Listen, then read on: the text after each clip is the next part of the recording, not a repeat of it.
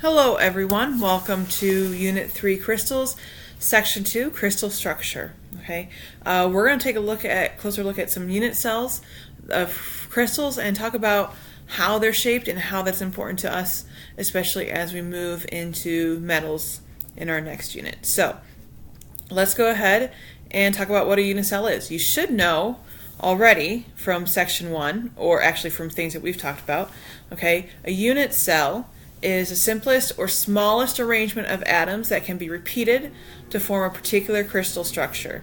They're the building block of the unit cell. Okay, some of these you'll see should look pretty familiar to you. You have your rhombohedral, okay, from your rhombic sulfur. There's your simple monoclinic there. We use that to build it off of each other. Also looks pretty similar to the one that we're using in, or we'll see with our copper sulfate. Okay. Now, why are we interested in looking at unit cells? Well, we're interested in looking at unit cells because we're interested in their properties. Okay, properties of unit cells. Two major properties that we'll look at are slip planes and packing.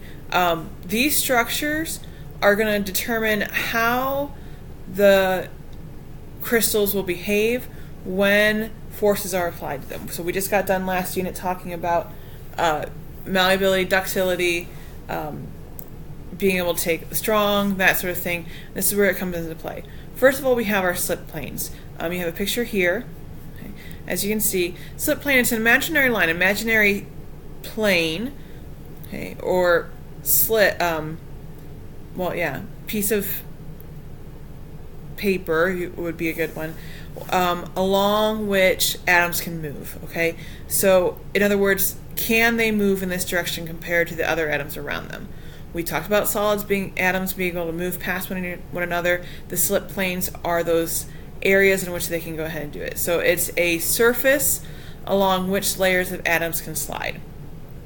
Okay, and of course at the edge of your slip planes, or edge of the unit cells, you'll have a slip plane. Okay.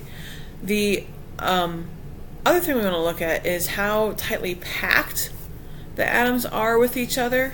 Okay, is there a lot of space in between them, or what we call gappiness? A very scientific term there. And actually, it is. I mean, that's what we talk about. That's what material scientists talk about. How gappy is it? Okay. They don't like gappiness because when you have gaps, the atoms, as they move, can actually fall into the gaps and get stuck and stop movement from happening. So we don't like gappiness. Okay, both of these things have to do with the workability. Okay, when we talk about workability, and this is going to one of our sections, and when we talk about metals, the next unit is going to be how workable is a metal. In other words, how malleable or ductile is it? Okay, how much can we bend it without breaking? Okay. The more tightly packed the particles are, if they have low gappiness, we actually like it. They're going to be more workable because it means that they're not going to be getting caught in between those spaces and stopping movement. Okay. Over here you have a picture of slip planes. Okay, and as you can see, the slip planes are what allows us to move a piece of metal from one area to another. This is what makes it malleable, being able to move. So we like slip planes because they make them more workable. It allows the atoms to move past one another instead of breaking those bonds. Okay, so slip planes are good. Now, what we're going to do in this unit is we're going to take a look at 4 of those unit cells. We're going to look at the simple cubic first. That's because it's one of our simplest, right? One of our basic. We'll sort of use it as a comparison for the others. Then we're going to look at body-centered cubic, face-centered cubic, and hexagonal closed packed. We chose these 3, or these 3 are big for material science because these 3 are the ones we see most often with metals. And again, we're going to be moving into metals in the next unit. Okay, so let's start with simple cubic.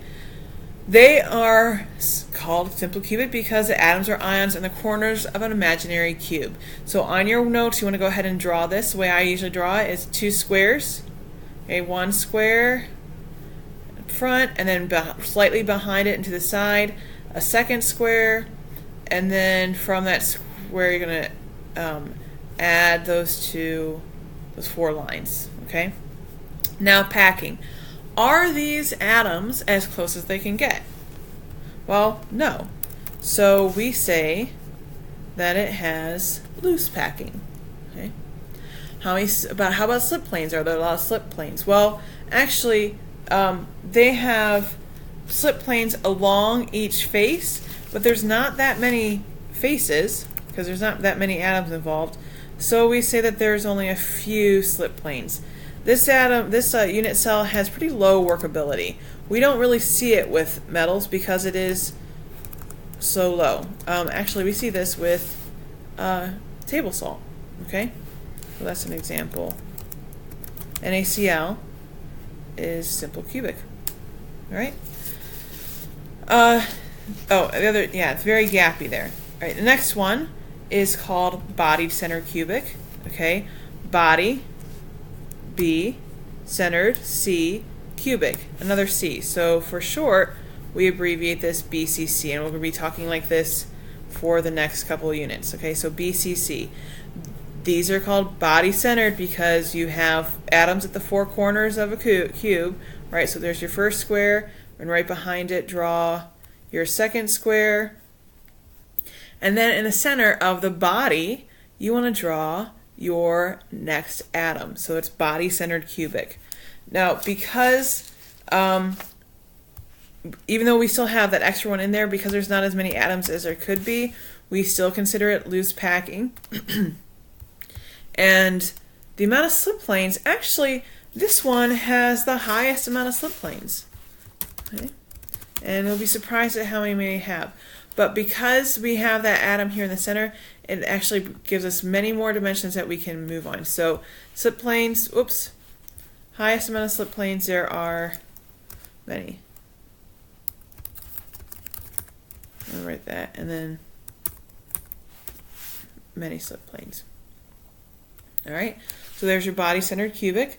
Let's go ahead and go to face-centered cubic. Face-centered, face, F, centered, C, cubic, C.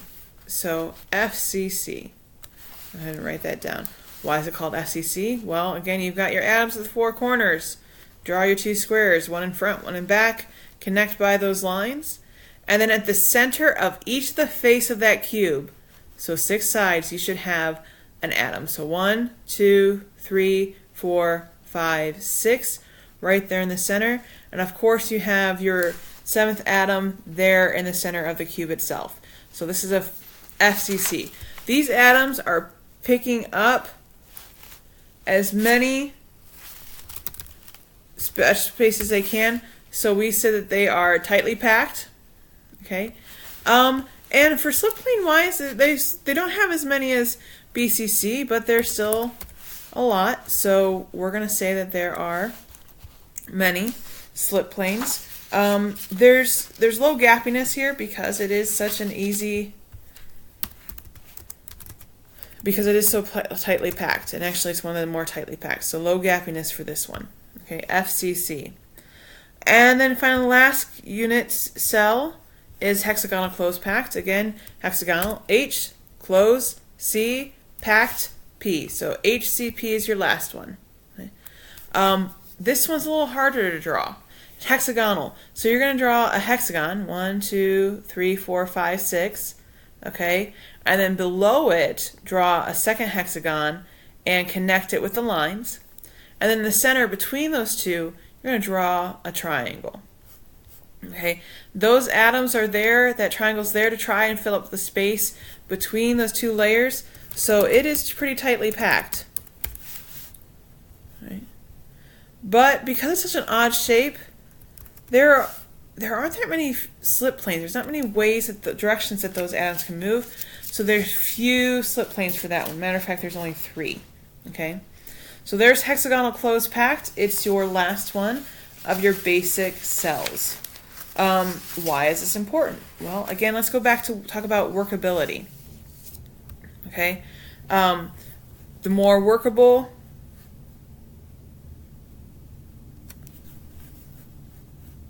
a metal is, the better we like it. So for workability, which one's better, close packed or loosely packed? Well, Loosely packed means those atoms are going to fall in between each other and stop moving. They're going to jam it up. So we like closely packed.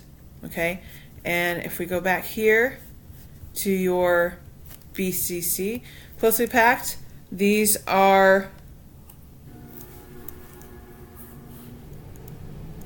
not closely packed.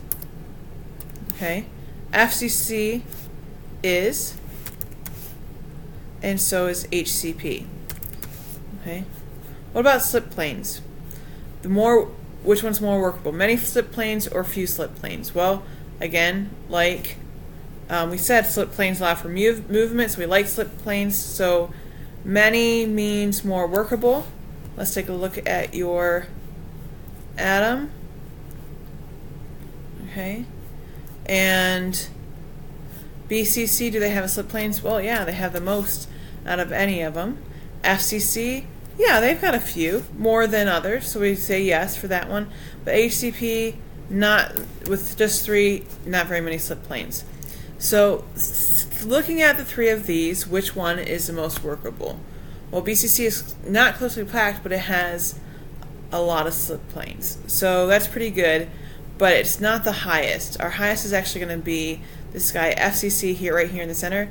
Closely packed, yes. Many slip planes, yes. So out of these 3, it has the highest workability. Okay. This one with only 3 slip planes, it makes it the worst. So we're going to have lowest, and then this one, BCC, we're going to have medium workability between those 2, relatively. Sorry, yes, so that would be medium workability. We had a little bit of a glitch there. Okay. Why is this important? Well, again, we're going to go back to metals. Okay, so we're going to talk about which metals are more workable, which ones are better, and we're going to take a look. This is page 4 of your notes. I'm sorry if you didn't realize that. So, oops, view full screen. Which metals are BCC, the medium? Well, you have chromium. Okay. You also have iron, molybdenum. I just like saying that, molybdenum. Oh. Ooh. A little bit, give him a little bit more space there. Molybdenum. Okay. And then tungsten. FCC. Oh, FCC. Okay. You have, let me make this a little smaller. You have aluminum, calcium, copper, gold, iron. Now iron is only from less than 9 degrees. Okay.